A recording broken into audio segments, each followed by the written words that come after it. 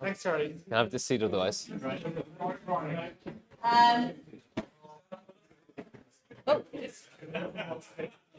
It's very, is it on? Yeah, okay. It's very official looking.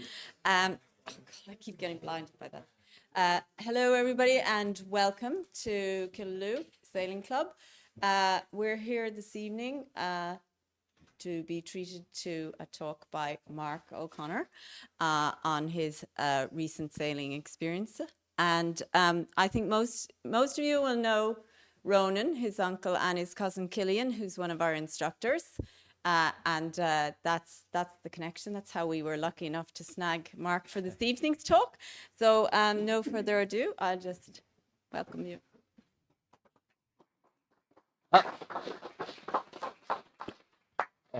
Well, first off, thank you very much for all coming down this evening and giving up your Wednesday evening to hear me talk about my adventures for the next hour or so. And yeah, just thank you for the welcome down here tonight. So my name is Mark O'Connor, and I'm the youngest Irishman to race solo across the Atlantic Ocean. So yeah, I'm going to just talk a little bit tonight about my campaign, what I've been doing for the last 3 years effectively, the actual Transat race itself, the boat, and some of the kind of experiences, the good bits, the bad bits that I had during this race. So we'll kick off.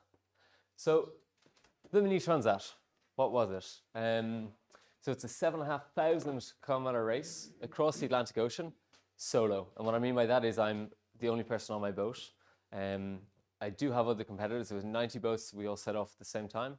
But when I say solo, it's me on my own with no communication. I didn't have any phones on board. I didn't have any internet. I didn't have any outside assistance. So any decision I made, that was me and me only. And yeah, that's quite tough mentally as well, because you know, usually you can discuss and make decisions as a crew, or you know, whether that goes good or badly, there's someone else to blame at the end of the day. Whereas here, I'm very much on my own. So the race is split over 2 legs. I left France in September of last year, and the first leg was from Les Sables d'Olonne right down to the Canary Islands, and that took me about 7.5, 8 days, and I'll come back to that in a minute. And the second leg was 16.5 days, racing the Canaries across the Caribbean. Another dismount. Pretty nice destinations, all in all.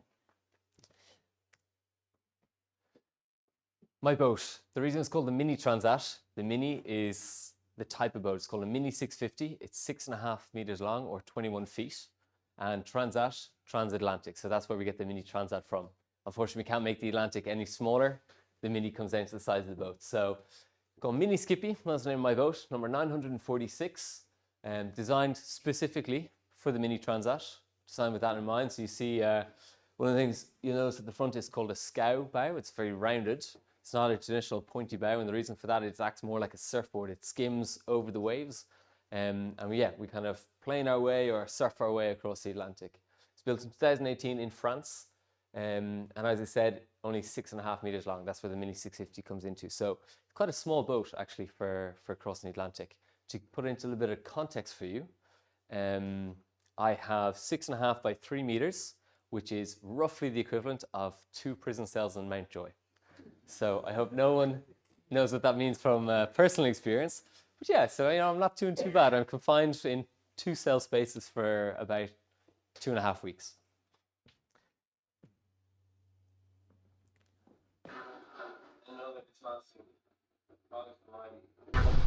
Another dismasting.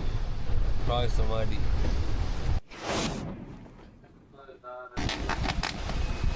Whoa. First night of that, before the average turn that done. It was rough.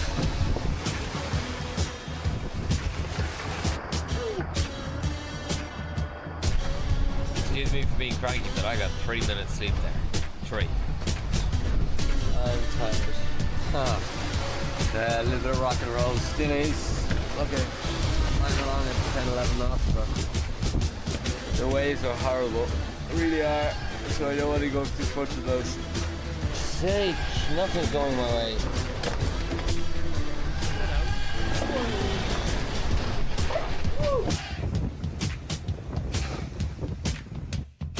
It's 3 o'clock, which means time to get some weather. Damn, I'm not getting anything on the weather. We have one small radio, one big radio. Neither of them are getting anything. Not great.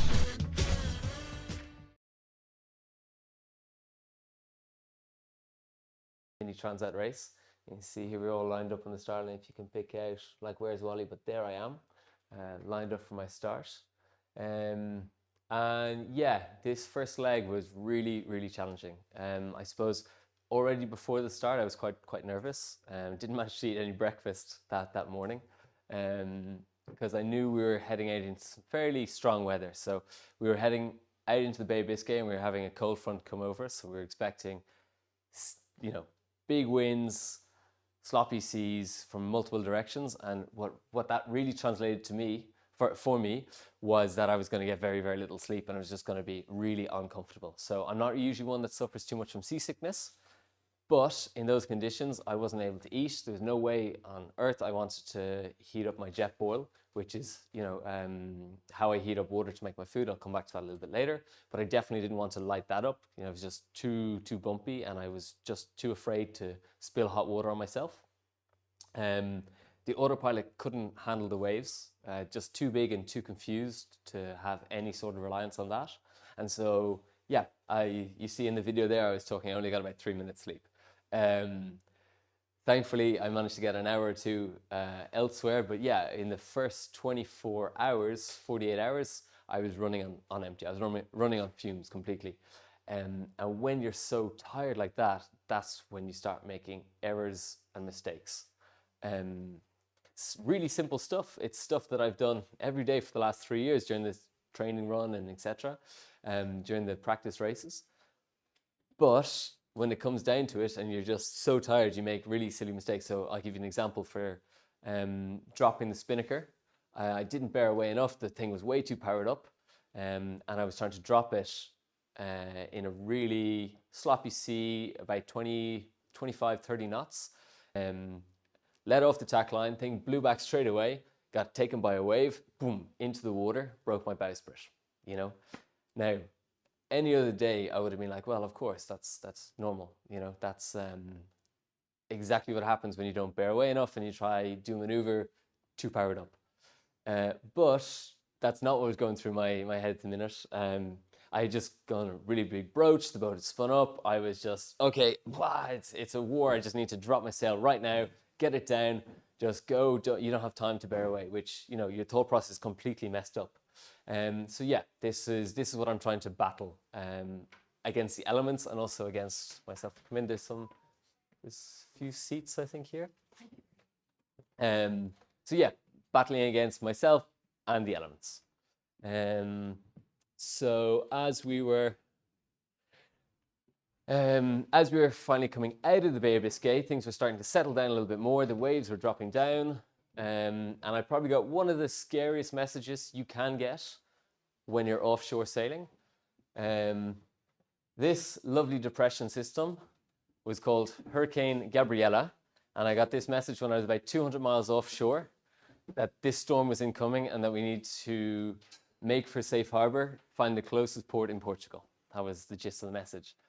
We were when I got this first, we were floating around offshore. There was really no wind. It had completely dropped off. And one of my competitors called me up on the VHF and said, Mark, the race is cancelled. There's a hurricane. And I was like, yeah, go on, pull the other one. I didn't believe him at all. He said, no, check your race tracker. So I pulled it out of the bag. And yeah, sure enough, there was a message saying exactly that. The hurricane was incoming and I had 48 hours to hightail it back to land. So yeah, unfortunately, that was the end of leg one. At that moment, I wasn't too concerned about it. The only thing I was concerned about was finding my way back to Portugal.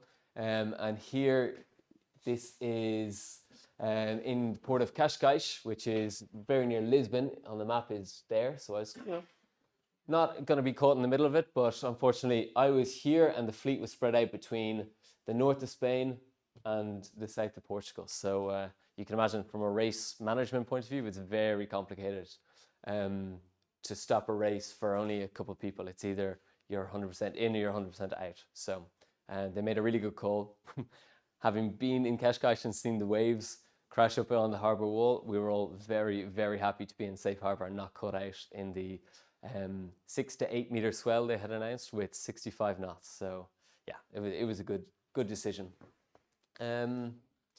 So what that meant in terms of the sporting side of things for us was that, well, the race leg one was cancelled, and we just had to do a delivery trip down to the Canaries. So we had 4 days of sailing with our phones, which was very unusual because usually we didn't have any contact or any phones or any weather information. So we were able to watch a little bit of Netflix on sailing down to the Canary Islands. So we had 4 lovely days, beautiful conditions, sailing in the Portuguese trade winds down to the Canaries. But it was a little bit bittersweet because yeah, okay, fine, the conditions were nice, etc. But there was something missing just because, you know, everyone had worked so hard to get there, to be, you know, in that position. And I'm not just talking about being where they were on the water. Yes, we had gone through a lot of bad weather to get out of the Bay of Biscay, but also just, you know, getting to the start line is such a challenge on this race. I've worked for the previous 2.5 years to qualify and to get my spot and to fundraise.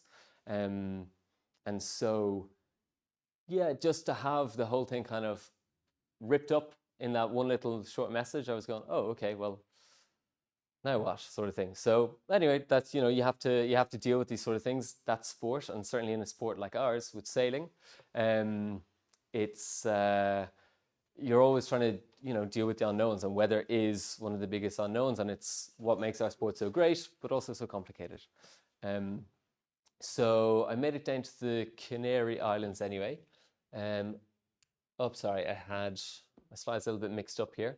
I'm going to talk a little bit about how I sleep, because I was talking earlier about, you know, the lack of sleep when the conditions are so bad. And that is something you just kind of have to put up with. I think probably any mother newborn in a household is going to corroborate with me, and just sometimes you just have to put up with not sleeping, and the human body is amazing. It's incredible to see when you push just how far you can keep pushing, etc. So I'm not sleeping for 8 hours a night. There's absolutely no way that's happening. So what I tend to do on shorter races is 20 minutes, 20-minute nap, get up, check, 1, that I'm not going to crash into anyone, and 2, that I'm still going fast. So I'll check my sail trim, make sure I'm still heading where I want to be going. There hasn't been a wind shift while I've been sleeping. And if that's all good, then either I will go back to sleep if I can, or I need to get up and work, you know, because it's a really critical moment where I'm close to other competitors, and now's the time to push to get in a few extra places, etc. And there's certain things called sleep windows. So as part of the preparation for this Mini Transat, with my training group, we discussed a lot with sleep doctors and looked at the science behind, well, not sleeping. And so one of the things this doctor was saying was that you can actually kind of trick your body into thinking you're getting more sleep than you actually are if you line up certain sleep windows. So for example, when you usually go to bed, if it's around maybe 10:30, 11 o'clock, try get, you know, 20 minutes to 40 minutes sleep then. He said you can either get 2 times 20, that works, or just, you know, if you can't even get that, just get 20. And you'll fall asleep much faster, and you'll fall into a deeper sleep. And then there's various points throughout the day, around maybe 3, 4 a.m. in my case. That was always the case. I knew I needed to go asleep for a solid hour. So that was 3 times 20. Without that, I really couldn't function at all. And then certain times mid-morning and mid-afternoon. So all in all, I was aiming to get about 6 hours of sleep per 24 hours, because, you know, you can burn the candle at both ends, so to speak, but you can't do that long term. And so I'm very much talking about a marathon and not a sprint. The Transat, I was at sea for, 24.5 days. You can pull an all-nighter for one night. You cannot do that for 3 weeks. You know, that's not going to be possible. So, and when I fall asleep, sometimes you fall into such a deep sleep. You can imagine the fatigue is going to build up over a couple of days. I can only describe my alarm clock as a house alarm connected to an egg timer. You turn it up 20 minutes, and it is the loudest sound I think known to man. not a chance in hell you're going to sleep through this one. It's like a fire alarm or a house alarm going off. So yeah, that's my sleeping pattern on board. And the other half of the battle is looking after myself is eating well.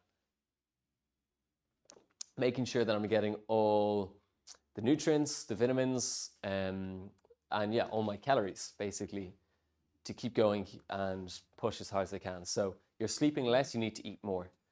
There's you know, a deficit somewhere. You're burning more by being awake. When you're asleep, you're in a little bit more of a hibernation state. So you have to eat a lot more calories every day. So I was pretty much eating space food, freeze-dried food. It's in a sachet with powdered, you know, it's kind of rice and chicken or chicken curry, kormas and stuff like that. Don't knock them till you try them. Everyone goes, oh, geez, how did you survive on that for 3 weeks or 2 weeks? But they're a lot better than you think. All I say is, yeah, don't knock it till you try it. So I had a system called a jet boil, which is just a camping stove with a little gas bottle on the bottom.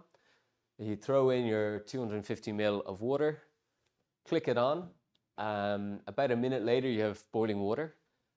Throw it in your bag, mix it up, leave that for 10-15 minutes. And you have, yeah, your fully nutritious freeze-dried food. And the best part is there's no washing up because you eat straight from the bag. You just put it straight in the bin. And then water. The water I was drinking, the water I used to cook is all fresh water that I brought with me. I didn't have a water maker on board, so you had to provision for ultimately up to about 20 days. You know, you had to consider at some stage in your planning that you would have a problem and that you would get delayed, because the last thing you want to do is run out of water. So we do have 10 liters of water that is security, and it's sealed with a special kind of plum seal, and the race directors will verify that at the end that you haven't touched it. So the idea is that if you end up in a life raft or you have a really big problem, that's not to be touched unless you absolutely need it. So there's a penalty of about, I think it was 4 or 5 hours if you open this water. So, you know, really not worth it. So I personally brought 120 liters with me. I estimated that would be enough for about my 2 weeks. I was basing off about 5 liters per day. And actually in the end, I was a good bit under that. I had probably 30 liters in the middle of the crossing. I was working out my, how much I'd used, doing all my counts, etc., and I realized that I probably had about 30 liters extra than I needed. And it's a really scary but good moment to decide that, okay, I'm going to throw that overboard. You're throwing away your fresh water. So if you have a problem the next day, you're going to be kicking yourself that you've thrown out all your drinking water, but you're saving 30 kilos. And given, how high a level we're racing at, I just felt, 30 kilos are going to make such a difference to make the boat go faster. And certainly in lighter winds, it's like, you're saving 30 kilos. My boat only weighs 1,000 kilos. So if I'm bringing 120 liters of water, that's 10% of the boat's weight. So just to kind of, give you some context on that.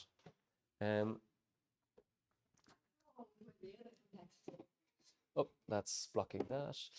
A real mix. The oldest was 63 and the youngest was 22. Yeah, so yeah, real mix. I'd say the average age is probably early 30s. 30 to 35, but it's a really kind of diverse background. Most of the competitors are French. It's a very French race, so it's the Mini Transat leaves from France. The class is organized in France. The trainings that I was doing anyway was through French. So when I first moved to France to do some racing, I wasn't expecting to stay there actually. I was expecting to come back. And I quickly realized that they're set up with the system in France. They have training centers and they do this thing, and I said, okay, if I want to do it properly, I have to be there.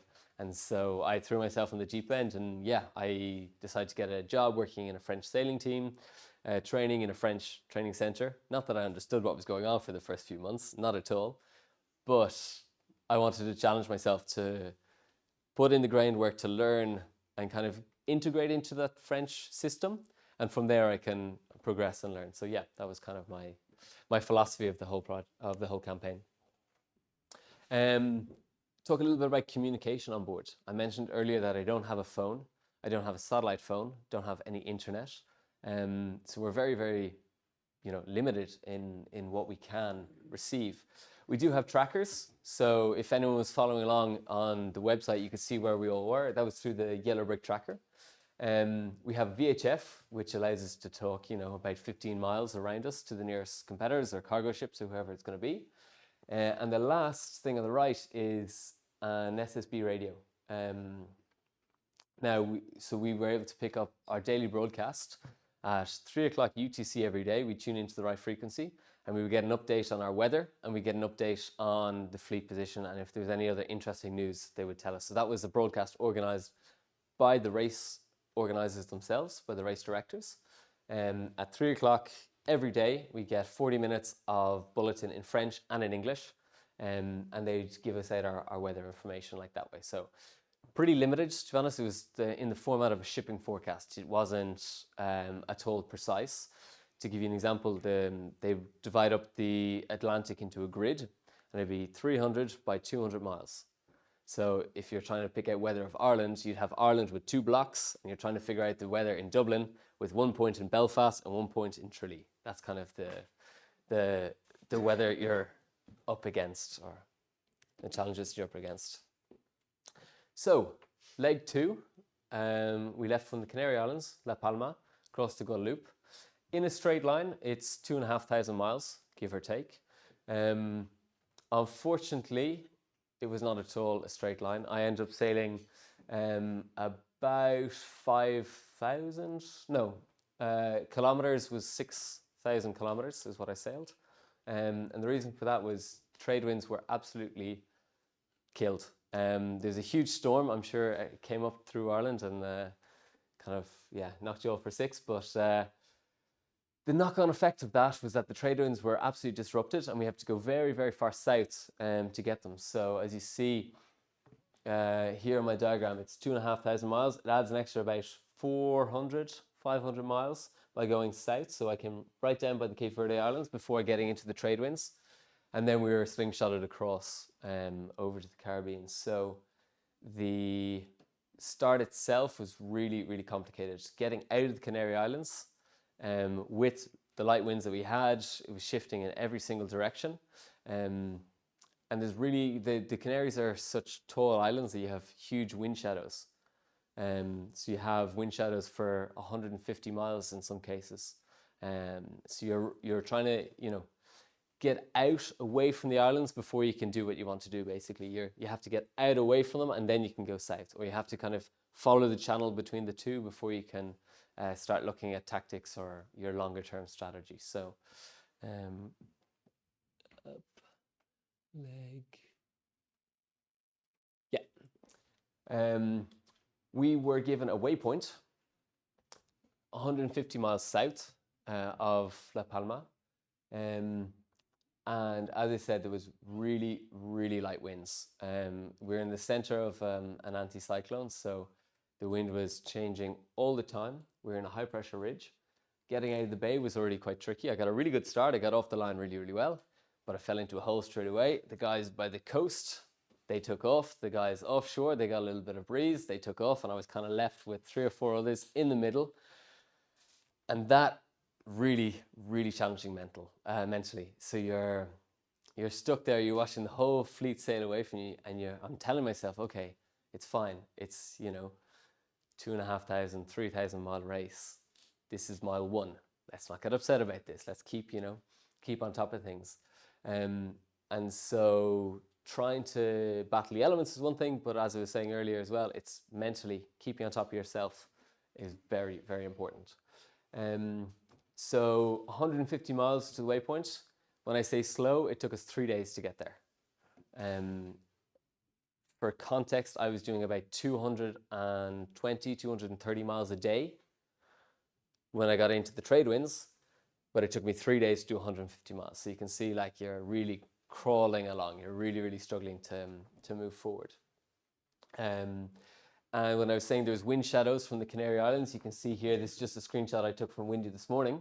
We have the trade winds coming down, and here's all your islands and the blue patches, so just patches of light wind. So you could have a 5-10 knot difference just by falling into the wind shadow of one of these islands, except that you may not even see the island anymore. You could be 50 miles, you could be 100 miles away, but you're still in its effects. So this was something to really keep in your head and just, make sure that you weren't going to fall into this patch of light wind when, someone else only a mile away from you could be in stronger wind. So it was, something again to always be thinking about.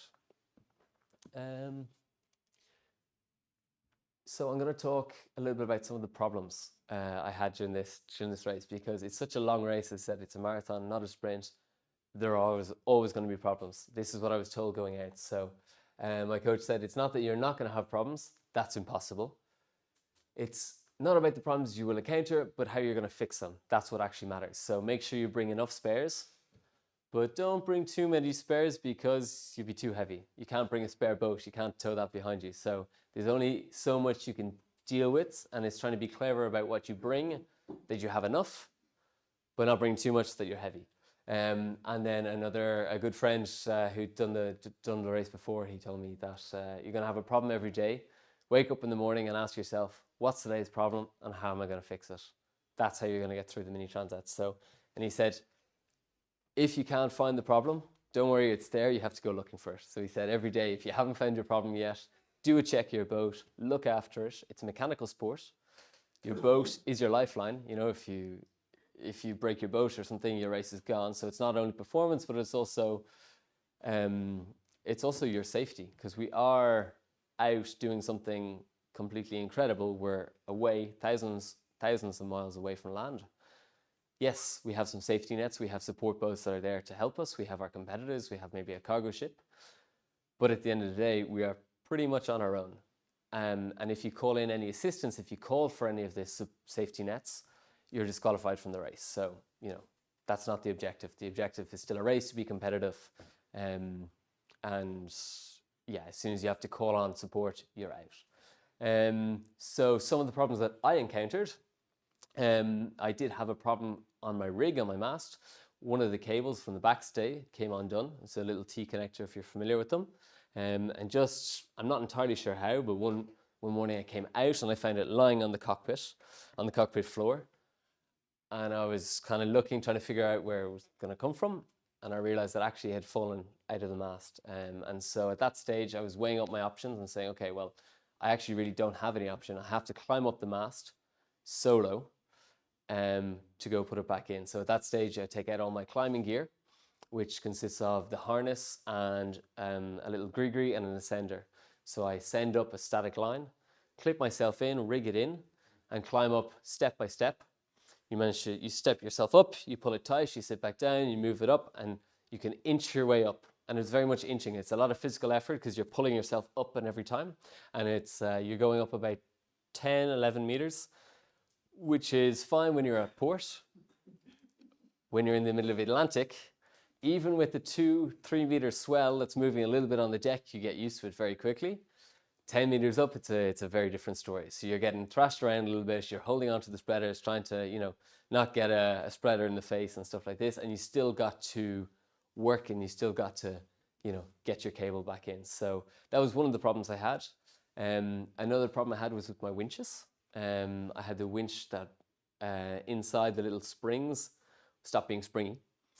Salt had got in, dried with the heat.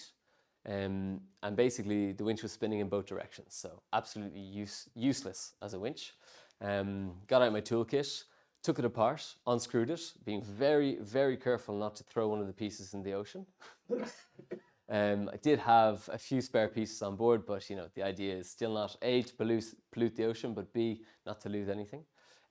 So took it apart very gently while it was on the high side. That was one of the kind of choices I made. I said, okay, I'm going to wait a few hours till I jibe across. I'm going to do it at high side. So at least if I was to drop something, it's going to drop into the boat and not into the sea. That was my logic. Opened it up, found what the problem was, that the springs were completely sealed up with the salt. Got out some alcohol, washed all the salt away, and I realized I needed to lube it up somehow to, get it to function nice and smoothly. The only thing I could find on board was olive oil for my cooking set. Olive oil out, all across the winch, beautiful, mix it up like a salad, put it back together, and it functioned for the rest of the week. So got me all the way to Guadeloupe. I was pretty happy with that one. And the last thing I suppose I had, which wasn't a problem but a very, very near miss, was on the autopilot RAM. So the autopilot is driving 95% of the time. I think once it's tuned properly, it's faster than me. And without the autopilot, I can't sleep, I can't eat, I can't do maneuvers that well because I'm relying usually on the autopilot to drive while I'm, trimming my spinnaker. Oh, we're back. Trimming or doing maneuvers and stuff like this. And one day I saw there's a lot of movement in the whole system, and I heard a funny noise. So I kind of was thinking, okay, here's my alarm bell sounding. This is my daily problem. Went down, climbed in on my back onto the cockpit, and I'd seen that the one bolt that holds the whole system together, the linchpin in the operation, had snapped in two. One half had fallen out, and it was only just being held in by itself and gravity. That was the only thing. Half this bolt that was holding my entire autopilot system together. And the scary thing, I suppose, is that if that falls out, not only do you lose your autopilot, you can bolt it back together, but the real risk is that the autopilot falls and the hydraulic ram pushes itself out and breaks its own support. So either it burns out because it's working too hard, trying to push against something solid, or the solid thing being the boat, or the autopilot ram is pushing against the boat and it can break through either on its support end and it rips itself out of its housing, or even more scary is that it could, in theory, break through the boat. So neither of those are good possibilities. So alarm bells were ringing immediately. I saw what I need to do. I laid out all my tools, prepared, went upstairs, dropped the spinnaker, put it down into the cockpit, put my boat, I'm thinking in French for a minute, head to wind, just backed my jib, and then ran back downstairs, climbed in on my back onto the cockpit, like a F1 pit stop. Well, in my head it was like this. Redid up my bolts, nice and tight, bam, back downwind, kite back up. So I have a few videos from what I was encountering on board. Okay, so put myself onto this one so I can't swing too far. Hoist this one up. Step into the old loop.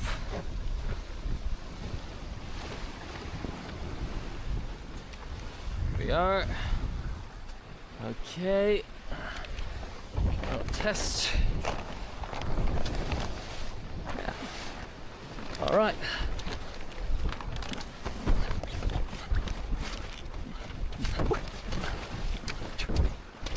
Oh, yeah. Oh, look at this. What's happening? What's that?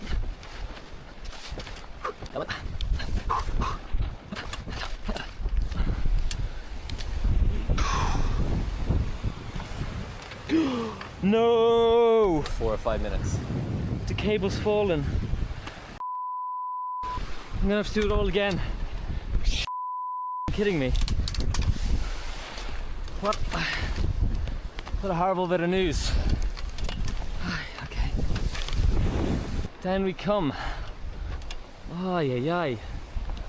Alright, this is a good practice session. But unfortunately, nothing more than that.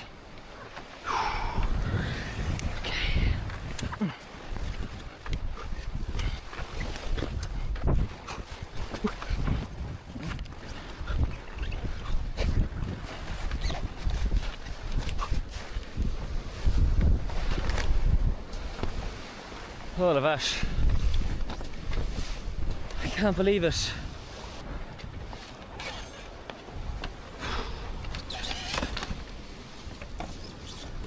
Alright, take two.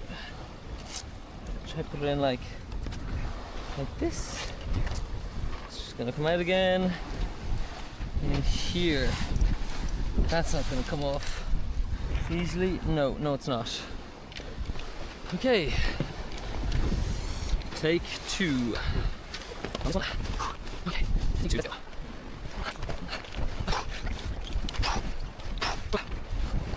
Take breath. there. Sit there. Not anywhere. Right.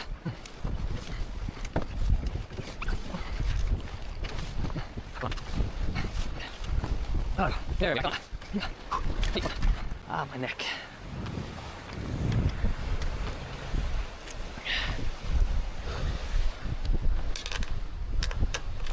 Bingo. In we are. Bingo.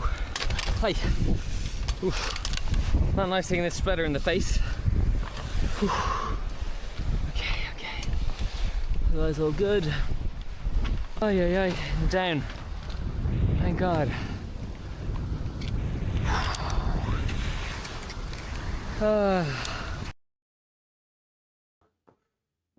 Probably the scariest thing I had to do during this transatlantic crossing. Obviously, Murphy's Law was the day that I didn't really have any competitors around me. I couldn't see anyone on the AIS. I had no cargo ships. I couldn't call anyone for a bit of moral support. Obviously, that was the way it was going to happen. So I was able to climb up in the end and drop my cable, as you saw, go back down, go back up and get it in. But yeah, it was definitely one of the scariest things I had to do. I had dropped the spinnaker. You see, I'm only sailing under 2 sails, but the boat was still catching surf, still being picked up by the waves. So I'm still moving forward all the time, which the boat is more stable like that. If I dropped all the sails, it moves around even more. But yeah, it's still surfing at 7 or 8 knots sometimes, and you're up 10 meters in the air holding on. Just obviously the camera doesn't quite capture the motion as well. I was really getting thrashed around at some times, but yeah, hopefully that was clear in the photo. And then here we have, yes, my little pit stop maneuver.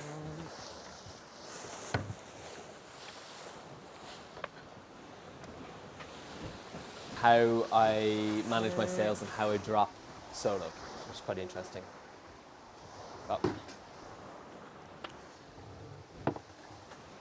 Oh yeah, caught my camera. All right.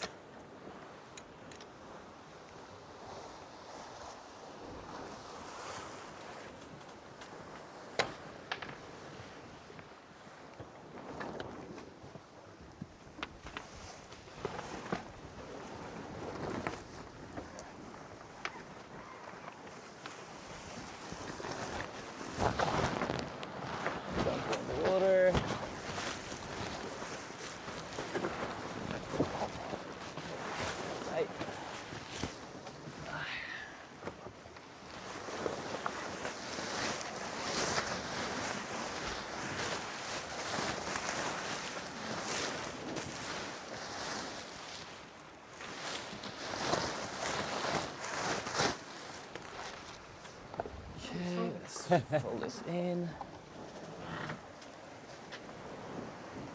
What's that about? It's not released properly. Oh, this.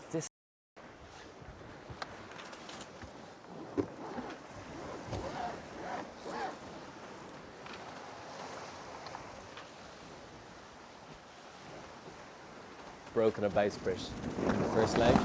I paid a lot of attention to fold it in properly and make sure I wasn't going to break a second one. Just Look inside. Yeah, hove 2. Very quiet. Weird. Here. There's my tools. Okay. So. Oh yeah. Breaking out. Christ.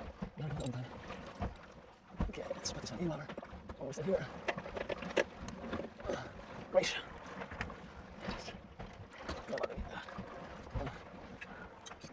Okay.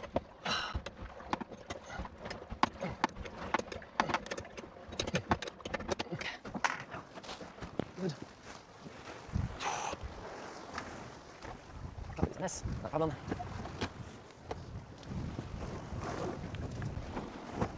Back stay off.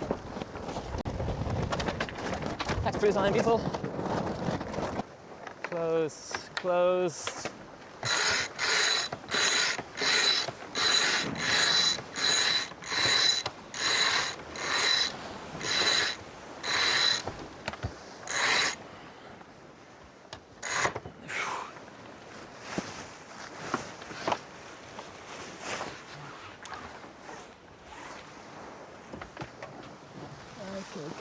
go.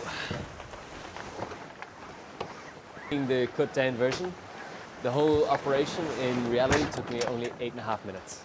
So I was pretty tough for that, to be honest. From the moment I opened the clutch to drop my spinnaker to the moment the spinnaker reached the end of the tack line again, All 8.5 right. minutes. So I'd say I was pretty tough with that one. There was a blue bucket in the cockpit at one stage. Does anyone want to hazard a guess as to its function? Bucket and chuck it, exactly. The plumbing system on board is not very complicated. That's all I'll say to you. And yeah, I think as Owen was mentioning as well, you can see how lightweight the boat is. When the boat, I said, it's only 1,000 kilos. It's less than a ton. So you can, when you're inside, you can see the sunlight come through the hull. It's a little disconcerting at first. When you first go out, you see kind of it flex when you get hit by a wave. You see the hull flex a little bit. But over time, you learn to appreciate how solid the boat actually is, and you learn to trust it more and more. And I suppose that's the necessity to do the qualification. And with this boat, I've sailed, Christ, over 10,000 miles. 4.5 being the way in the Transat, plus all the 1,000 mile qualification that I did by myself. We came up to Wexford, actually, from France up to Wexford and back down again. That was my 1,000 mile. And then I did 3,500 miles of racing. So obviously all spread out over a number of years, but that just gives you a little bit of an understanding of how much time I spent on board, getting to know her, and just appreciating actually just, you know, all the little details and all the bits and pieces. So I'm talking a lot about miles. The second leg of this race, as I said, was over 2,500. After that time, after 2,500 miles, after 16.5 days, I say that I had a close finish. What do we think a close finish is? Is it 24 hours? Is it 1 hour? Is it a week? What are we? I want to hazard a guess. In sight, yeah, very much in sight. 27 seconds. And so you see, here I am arriving, and you notice in the videos I'm behind when I am approaching the line.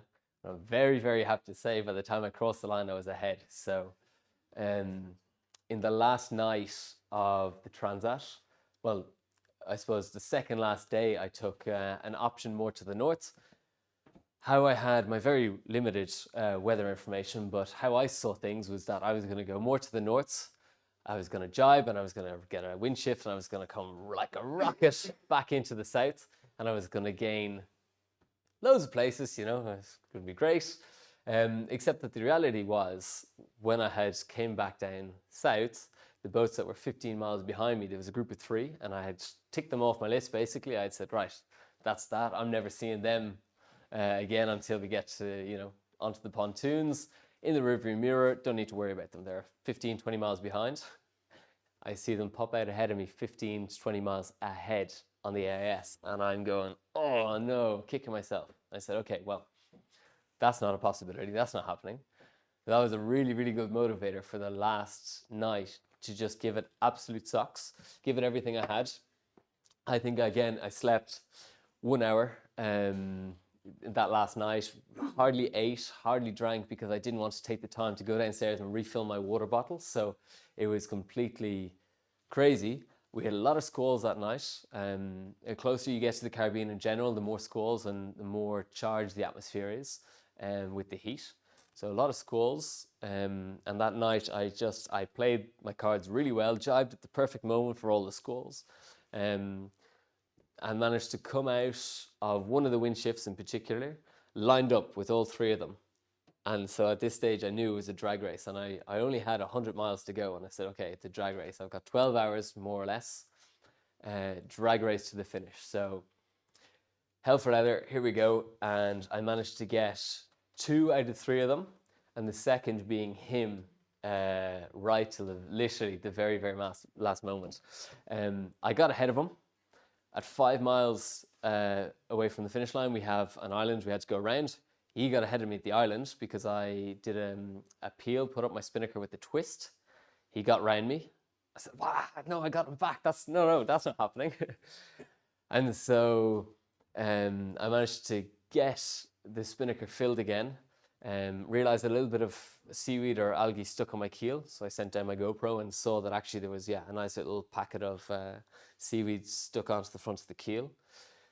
Went head to the wind, reversed, got rid of the seaweed, started sailing again, had 200 meters of a gap between myself and himself, but managed to stay low, stay right in his tail, and every little gust, every little wave, I'd surf it down and I get inside him. And I knew in my head I had to create some lateral distance. If I was just going to follow him, I'd never get past him. So I had to get inside him somehow. Or my other option was just to luff up, accelerate, and try go, around the top of him. But he was pretty smart as well. Every time I'd luff up, he'd go. So I knew that wasn't going to be an option either. So we're coming down, and at one moment I was completely focused on what I was doing. I have to say my hand was trembling. I was going, I'm going to get him. Come on, this has to happen. I look over and we're neck and neck, and I knew I was going to get it because he lost his cool. I saw him. He was banging on his boat and going, let him on the inside. And he completely lost his cool. He lost his head, and I just kind of went, yes, got him. And I managed to keep inside him, jibe right on the line. I don't think I even filmed my kite on the new side. Jibe right on the line, and he finished 27 seconds afterwards. So you can see some of the images from. I'll play the video again because it's.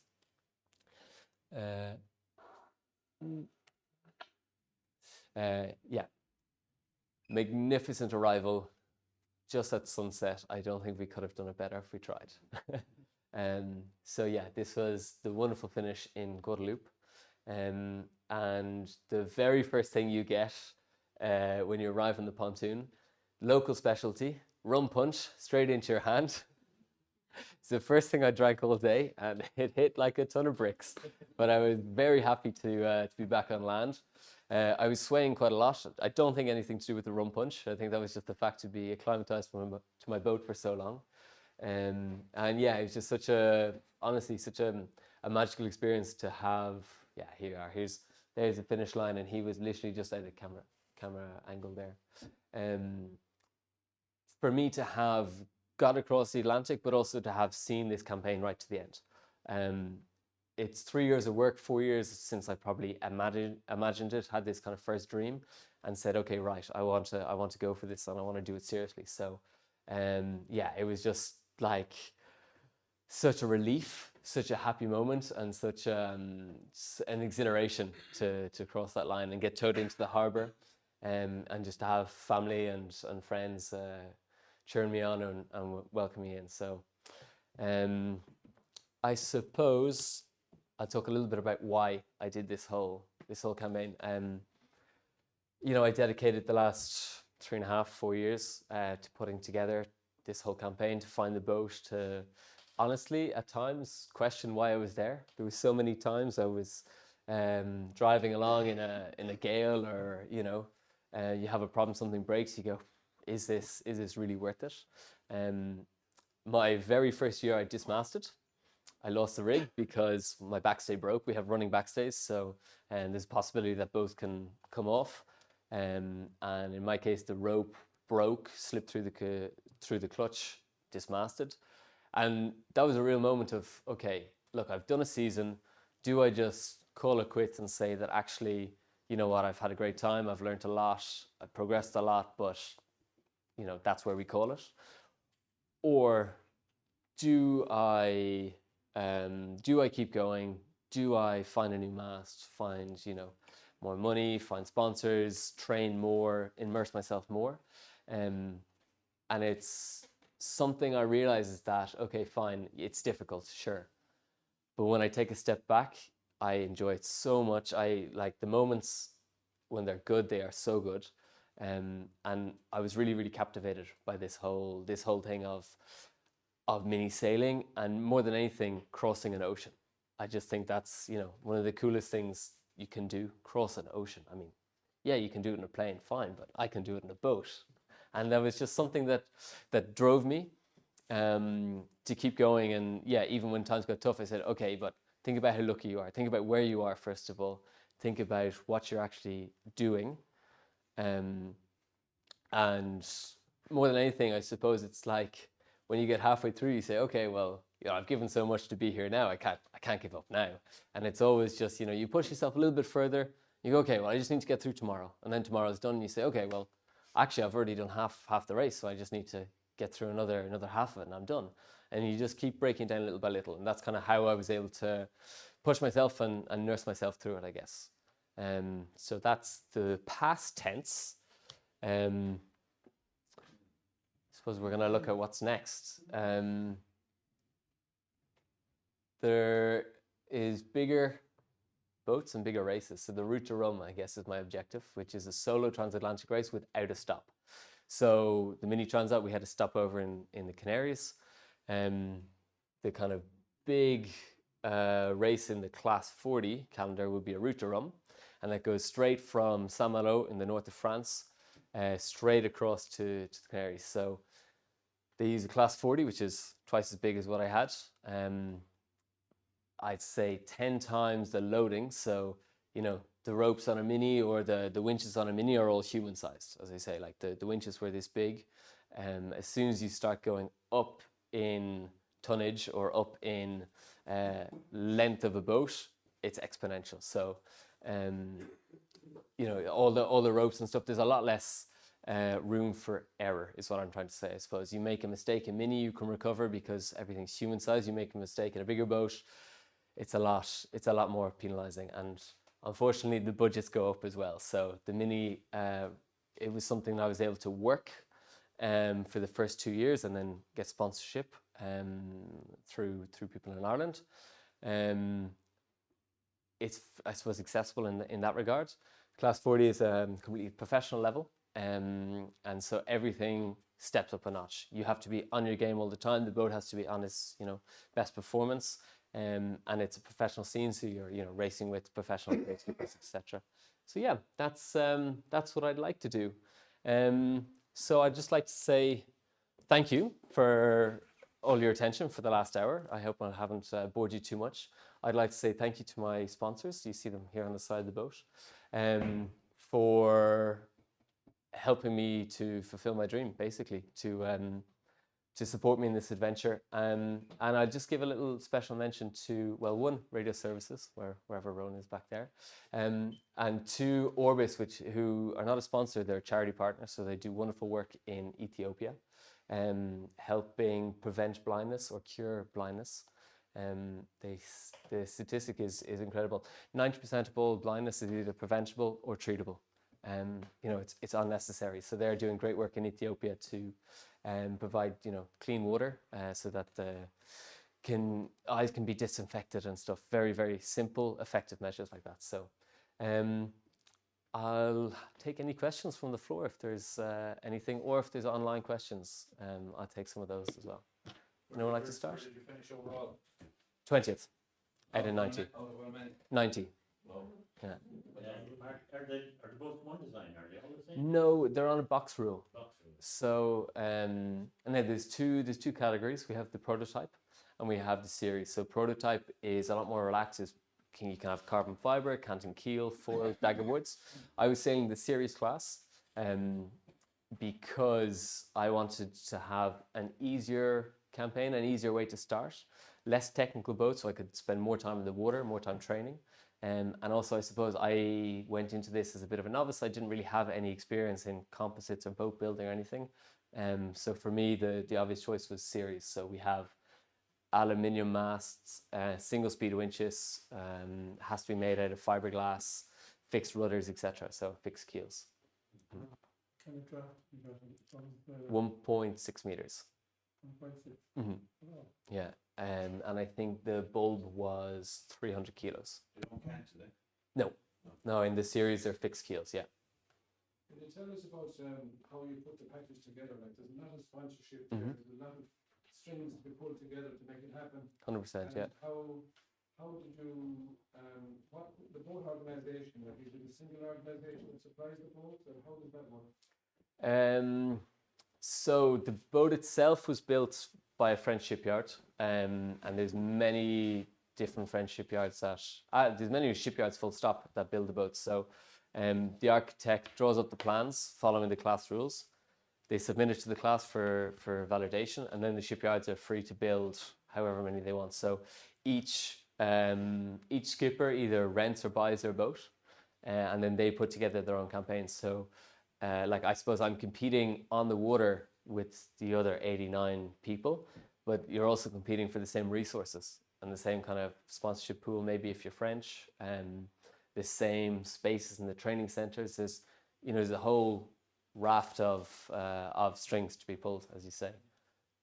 And did you have a team to help you with that, or was it your own? Yeah, as I progressed further and further in the campaign, yeah, I was able to get some team and stuff now. Not a professional team, not a paid team. I was relying a lot on volunteers, so I had some great people from my own sailing club. I learned to sail in Dunleary in the National, so I had some great people from there who were able to kind of take on a sponsorship management role or help me find other things or give me some technical advice. Another person, Yannick Lemonnier in Quantum Sales, he did the Mini Transat in 2021. I think I would have been lost completely without him. I think the first phone call I made was to him and said, okay, I'm thinking about doing this. What do I need to avoid, or what do I need to do? Which boats, etc., etc. Asked him a lot of questions. And then the other Irish sailors in Brittany doing offshore sailing. So Tom Dolan, who's a name we've seen a few times in a float recently. He's been doing super in the Figaro class. I called him up and said, hey, I'm thinking of doing this. I'm thinking of doing it seriously. What do I need to do? Well, like, how did you get to where you are, sort of thing. And so, yeah, without the support network, I don't think I ever would have ever got so far. And same goes with family, same with friends. I think just the amount of support I got was incredible. And I can't say thank you enough to these people, because yeah, I would never have been able to do it solo. As I say, it's a solo race, but I would never ever have been able to do it solo. Just a question from online. What was your most enjoyable moment? Ooh, most enjoyable. I would say just going out and sailing into the sunset every night. On the Transat, you're sailing west, you're sailing into the sunset, and there was quite a few moments I was just sitting there and purposely stepped back and took a minute just to bring it all in, yeah. How did the boats get back? So we shipped them back in a cargo. So we have 90 boats. There was 88 boats that arrived on the other side. We ship across our cradles, we assemble them on the other side, and then it's like a big bulk carrier. They put 40 downstairs, they close up the doors and put another 40 on the deck. And also the second question is, when you're jumping now to 40-foot Mhm. class, is that a single class race as well? This I can't remember. Route to Rome. Yeah. Yeah, you'd be racing against other class 40s, basically. But all in the same, similar to what you do. Yeah. That Mhm. they're all built for the same boat yard, kind of similar setups, or is it? Yeah, again, there'd be different architects, there'd be different designs. So I suppose it's not a one design fleet in the class 40s. You can have, like older generation boats and newer generation boats, basically. So it's more open. Yeah, for sure, yeah.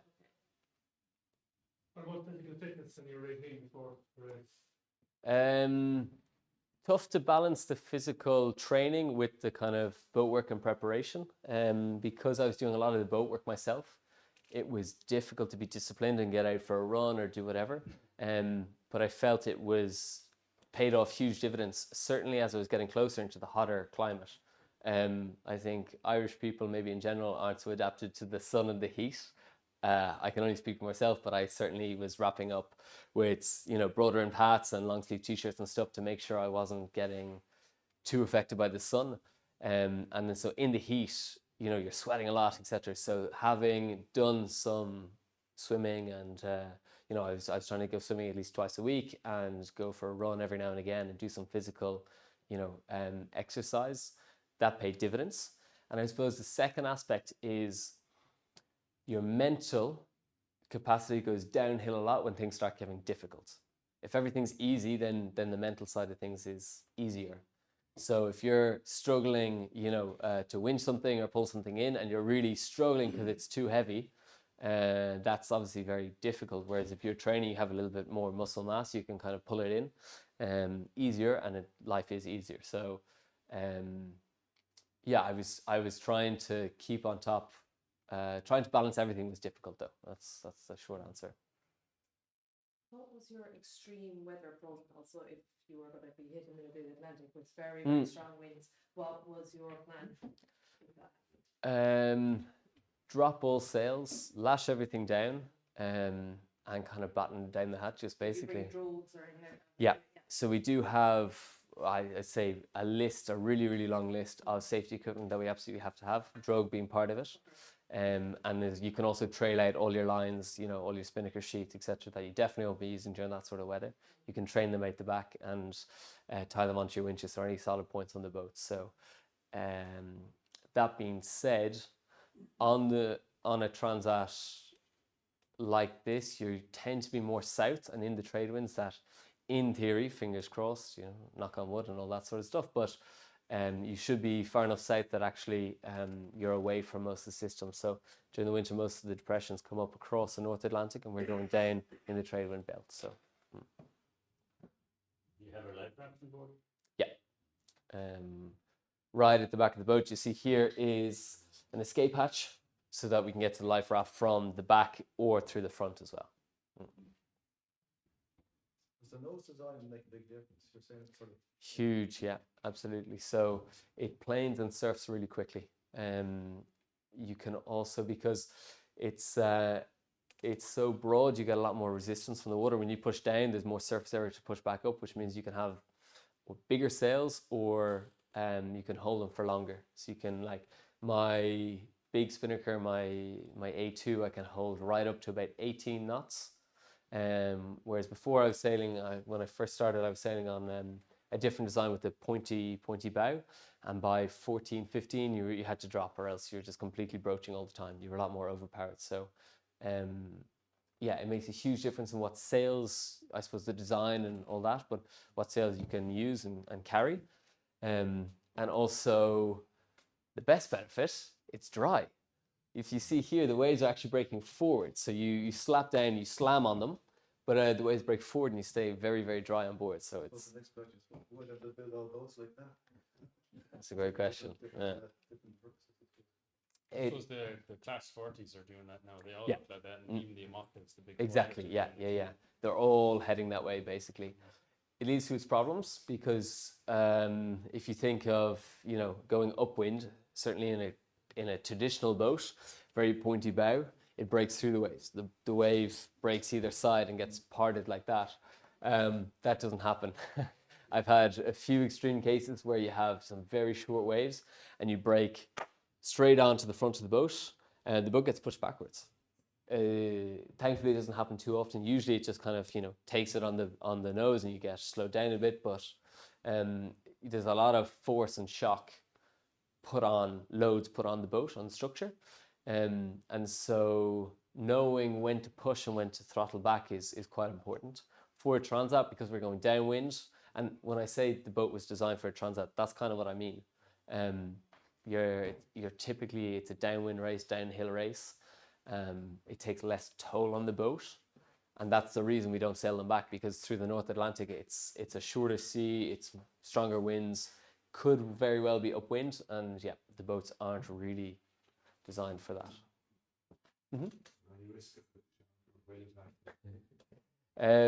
Yeah, the killer whales, the orcas, off the coast of Portugal or Spain, they have gotten a few rudders. Now, they're not necessarily sinking boats. These boats have so much flotation foam in them that even if the keel breaks off and it fills full of water or something, the boat's not going to sink. But if you find yourself without rudders, your race is over. So yeah, there is. Thankfully, this year no one got affected by the orcas, but there was a case 2 years ago where one of the boats was visited. Nothing bad happened. He was on a prototype, so he lifted up his 2 rudders. But he said it was quite scary. He dropped all his sails, took as much out of the water as he could, and he was just lying down in his boat for 10 minutes waiting for them to pass. And he could feel the orcas pushing with their nose on through the skin of the boat, because as I said, like the boats are quite light. You can see when you get hit by a wave, it flexes a bit. So he's lying kind of on his beanbag, waiting for the orcas to pass, and you can feel them kind of prodding him in the back. He said that was a very, very scary moment. In the lumpy weather, did you use 3-point harness if you were having a kid? Yeah, I think I was always attached, pretty much all the time. Maybe with the exception of very, very light winds, but either with the life jacket with all the safety beacons in it, so AIS beacon or PLB. So if I was to fall overboard, it can relay through satellites, and clipped in with the life jacket, on a tether that in theory I can't fall overboard with because it's too short. And as weather got hotter, I was more in a harness. So not with the life jacket, just because it's very bulky and very heavy and weighs a lot on your shoulders, but just with the body harness that I clip in and then clip onto that, and then I have my beacons in a little pouch like a bum bag. What was your fastest day as well? I think I did about 230 miles in a day. Yeah, so I was getting surfs at 19, 20, and then the fastest I've ever gone on the boat was 22 and a half, which was seat of the pants stuff. Yeah, yeah, that was a hairy day. During the Transat, I think I hit 21 and a half, so it was still pretty good, but not my absolute record. What was your average speed? My average speed was 8.6 knots. So, considering the first 3 days were so slow, I think it was pretty good. Yeah. Did you lose a significant amount of body weight? 5 kilos. Yeah. So I actually was lucky enough to sail back as well on a different boat. I sailed back on a 60-foot IMOCA, who had done the Transat Café L'Or over to Martinique. So I did a little bit of hitchhiking while I was there and hopped on with him for the way back. So between those 2 transats, it was 5 kilos. I'd say mostly muscle mass. If I'm honest, mostly my legs. But yeah, it was. Yeah, no, I was feeling a little bit weak after the 2 of them. Yeah, and exhausted as well. Very, very tired. It took me quite a while to get back in form. So much I go as far to say that I'm probably still not at 100%. I'm at 90, 95, but not only from the Transats, the Transat itself, I was whack tired, and coming back, it was tiring, but I think it's also 3 years of non-stop work. Like I didn't really take a weekend off. I never really took a holiday for too long, you know. So yeah, I think the whole accumulation, by the time I got home for Christmas, I was wiped. I think I slept for probably 12 hours a night. Woke up, go, why am I still this tired? Went for a nap, you know. It's just yeah. So. What was the sail suite you bought with you? Like, what was your selection? So we're limited to 6 sails. So one has to be mainsail, one has to be a jib, one has to be a storm sail. So there's 3 already gone. After that, I have 2 spinnakers and a code 0. It's kind of my sail wardrobe. Almost all our sails are reefable because we're limited to only 6. So the main is reefable. The jib is also reefable, so we can reef that vertically. We take it down and reclip it on higher points. And then the heavy weather spinnaker is also reefable. So we can, when it's down, you roll it up, you zip it, and you clip it into new straps. So it's trying to make all your sails work double, basically. How old are you? I'm 26. What's your journey like then from starting to sail to being 26 and going off on that? So I didn't start sailing like, when I didn't learn to walk on a boat as probably a lot of my competitors did. Neither of my parents are sailors. They're not. I'm not really from a sailing family like that. So I always tell people that I kind of started sailing by accident a little bit. My uncle, my aunt's husband, came from a good sailing family, and kind of said to my parents, would Mark be interested in doing a summer course for 2 weeks in Dunleary, and I said, yeah, okay, I'll give it a go. And I did my 2 weeks and absolutely loved it. Went back the summer afterwards, did as many courses I could possibly do. And my parents were just really supportive and rolled with it and said, okay, well, you know, this seems to be something he's getting into. So I started doing more competitions, and I was, I think, 12 when I did my first summer course. And so I was, 13 or 14 when I started competing. My first ever race, I didn't even get around the race course before they were picking up all the marks. They said, oh no, come on, it's time to go home now. What were you sailing in? I was sailing in a topper at that stage. Yeah. So same shape boat, actually. Yeah. Love a good scow. Yeah. Probably the same size as well, to be honest. So it's funny because, like, for context, a laser is what, 17 or 18 feet, something like that, or maybe 13 and a half, yeah. So we're smaller than J24 anyway. What's the campaign like that cost? Order of magnitude. Over the 3 years, I spent about 70,000. So most of my paychecks went in, divided by 2. No, not including the boat. The boat itself, I bought for 120. And so running costs, entry, insurance, shipping, etc. That's the expensive part for Go to the 40 foot and you're doing your jumping. 10 times, 15 times, yeah. So, yeah, that's the price to of bigger boats, unfortunately.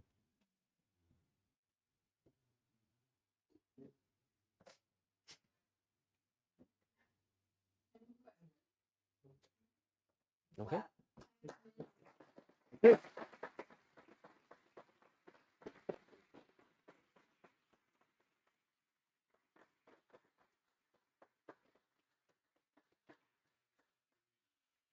That was really fascinating. I hold my hat out to you. I would never in a million years have done something like that, even at your age, but like very much. fantastic, and best of luck with the next leg. Thank you. I'd like to say there's teas and coffees, but there's cold tea and coffee, but I will boil the kettle, but there are still biscuits and cake up there if anybody wants. Yeah, thank you. Well, thank you for putting up with me for an hour. Thank you.